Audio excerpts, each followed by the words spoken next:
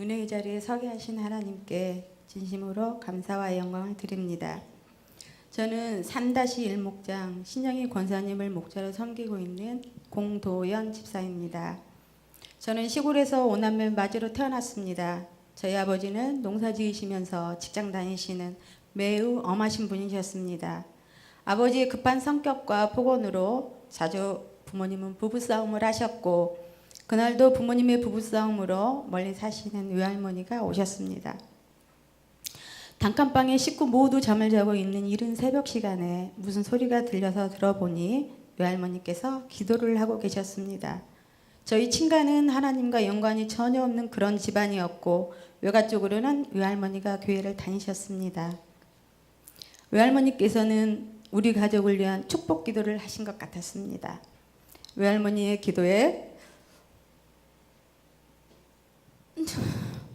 제가 감동을 받았고, 그때 저는 처음으로 하나님의 존재를 알게 되었습니다. 세월이 흘러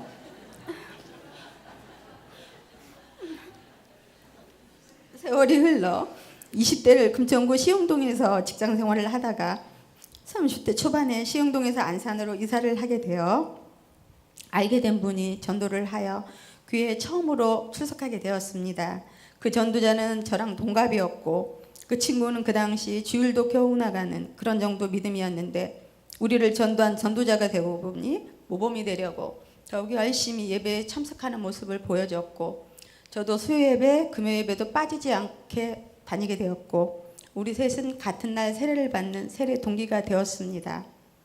그렇게 2년 정도 교회에 열심히 출석은 하였지만 예배의 참 기쁨은 느껴보지를 못했고, 하나님이 좋아서 예배를 드리는 정도였고, 성경만 틈틈이 읽은 것이 전부였기에 말씀에 뿌리가 없었기 때문에 닥쳐온 시련에 저는 쉽게 실족하고 말았습니다. 어느 날부터 까닭없이 먹지를 못하고 목소리는 잠겨가고 기침소리는 점점 심해져 갈 때, 저는 하나님께 회개하고 간구하는 대신에 하나님을 오히려 원망하며 교회를 안 나가기 시작했습니다.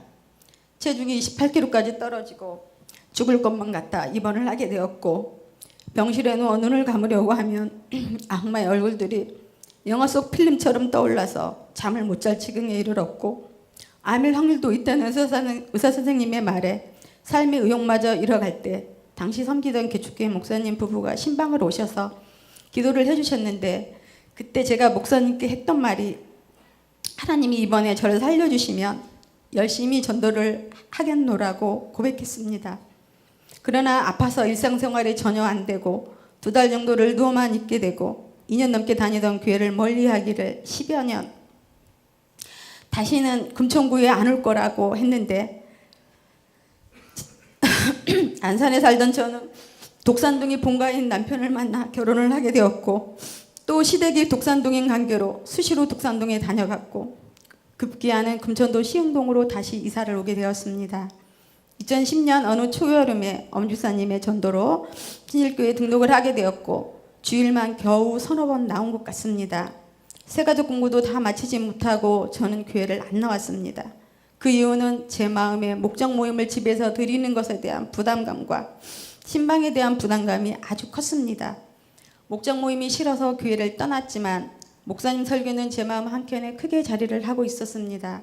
하나님은 저에게 많은 시련을 주셨습니다. 결혼을 한 뒤로부터 교회를 안 나가서인지 제가 소중하게 생각하는 모든 것들을 하나님은 거두어 가시기 시작했습니다. 좋아하는 물질도, 건강도, 아기도.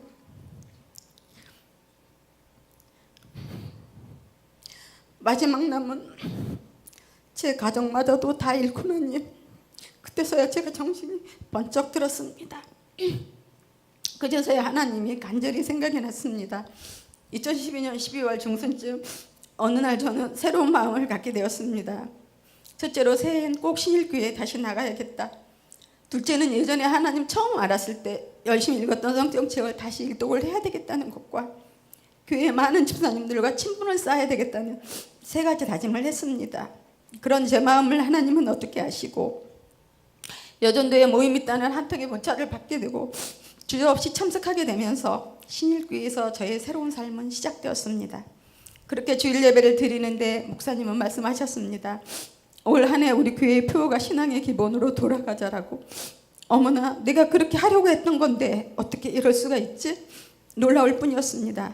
그 다음 주 예배 오니 목사님이 또 말씀하십니다. 신앙의 기본으로 돌아가기 위해서는 성경 일독을 해야 된다고, 성경 일독을 하자고 하십니다. 하나님께 감사의 마음이 절로 나왔고 감동의 시작이었습니다. 매주 예배 때마다 제가 생각했던 것을 목사님의 설교로 하나님은 말씀을 주셨습니다. 그러다가 집안에 일이 생겨 안산으로 이사를 가야만 했습니다. 이사를 가야 하는 이유는 90%였고 가지 않아도 되는 이유는 10%였습니다. 그 10%는 다름 아닌 목사님 설교를 들을 수 없다는 사실입니다. 이런 상황을 목장 모임에서 기도 제목으로 나눴고, 목자이신 신영희 권사님, 우리 목원들의 권면으로 제가 신일교회를 떠나서는 안 된다는 생각을 하게 되었습니다.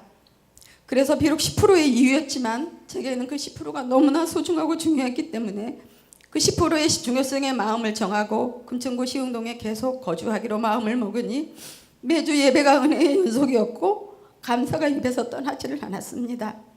비록 세상의 기준으로 봤을 때는 지금까지 삶 중에 가장 힘들고 어려웠지만 저는 하나님을 만났기 때문에 오히려 한숨과 낙심과 눈물 대신에 오히려 감사가 더 넘쳐났습니다. 제 평생에 이렇게 감사를 많이 해보긴 처음이었고 또 이런 감사가 찾아올까 싶습니다.